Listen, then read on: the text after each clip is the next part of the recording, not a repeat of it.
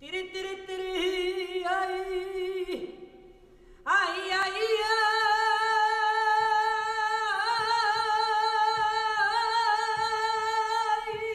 part d'une unité originelle qui se déchire, une séparation, et puis après, comment naît le désir, et du désir, comment on passe comment dire, au détachement de soi, et comment on passe du détachement de soi à l'union.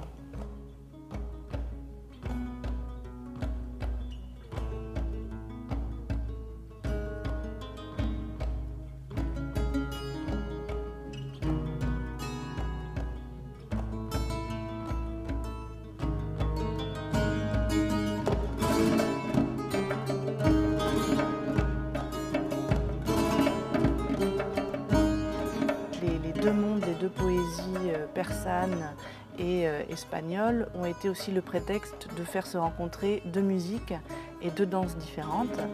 Donc, autrement dit, le flamenco et la danse persane et la danse soufie. Quand il est possible de le faire, j'ai voulu que les musiciens soient mobiles, bougent autant que les danseurs sur scène. C'est pour ça que Anna très souvent circule sur scène, elle va sortir, elle ne va pas être tout le temps assise.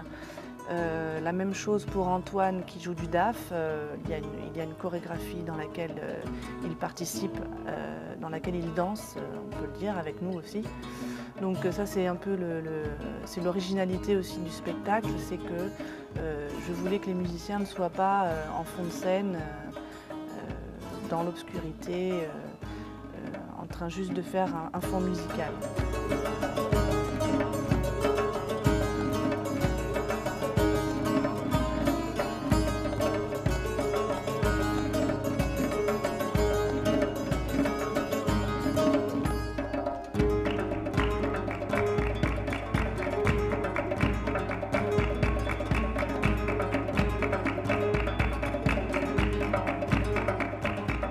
Pourquoi les amants divins? C'est un titre où il y a les amants d'un côté et il y a divin de l'autre.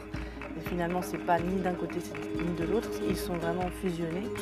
Parce que c'est une histoire d'amour qui est presque aussi une histoire d'amour pour soi-même. Donc c'est un amour général et un amour aussi de soi. Donc c'est plus une philosophie qu'une religion. Et aussi, c'est sensuel. Donc il y a les deux côtés, la sensualité et la spiritualité.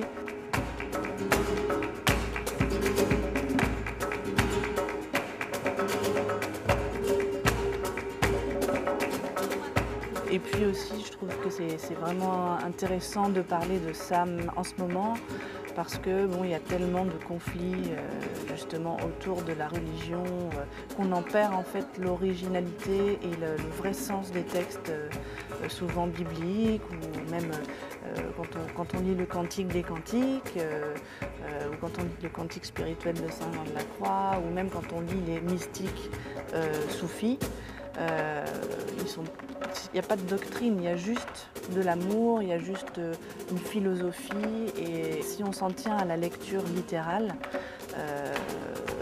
on n'est pas du tout dans la doctrine, quoi. Donc moi je trouve que c'est intéressant de redonner cette fraîcheur à la spiritualité qu'on a perdue malheureusement, surtout en ce moment.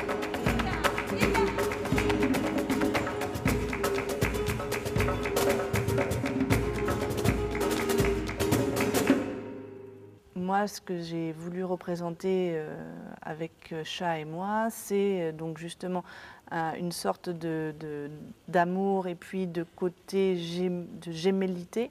Donc il y a tout ce rapport d'androgynie du début jusqu'à la fin. Et puis en fait, c'est vrai que j'ai joué aussi sur notre ressemblance, on va dire physique. Ce qui rajoute un peu au côté jumeau et puis une sorte de conte comme ça fait comme une sorte de conte spirituel, un conte d'amour spirituel.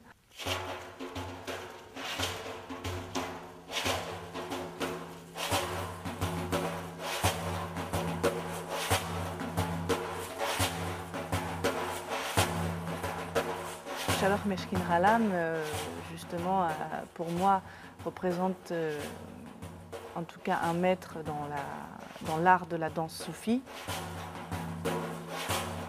alors est un spécialiste de tout ce qui est mystique, danse mystique, mais pas forcément simplement les derviches tourneurs, entre guillemets, comme on les appelle.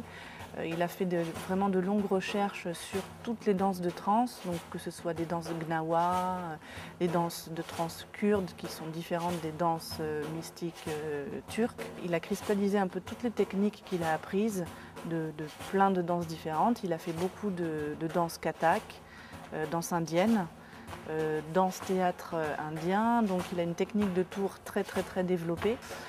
Il a aussi développé sa propre technique, c'est-à-dire qu'il il fait des tours de tête très rapides qui sont assez impressionnants, je dois dire, et qu'on ne voit pas ailleurs.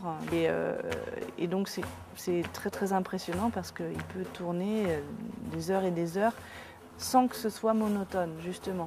Le tour en lui-même il devient vraiment divers. Et ce n'est pas juste tourner dans la même position pendant des heures et des heures, c'est changer d'énergie, changer de vitesse, changer de mouvement à l'intérieur d'un tour.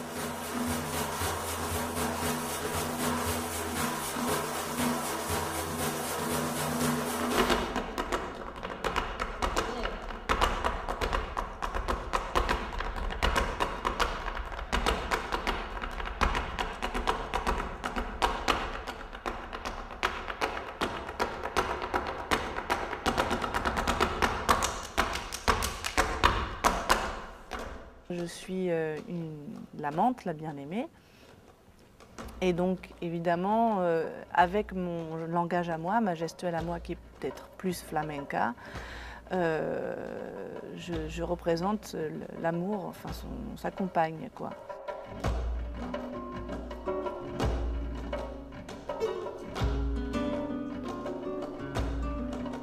En fait, j'ai essayé de respecter les étapes de l'amour divin, c'est-à-dire que je me suis référée en fait au livre de Rumi, qui commence par une sorte d'unité originelle. Après, il y a une séparation en fait, une déchirure, et à partir de cette déchirure, comment retrouver une sorte d'unité, une solitude pleine de soi. Donc c'est toute cette étape-là que le spectacle raconte.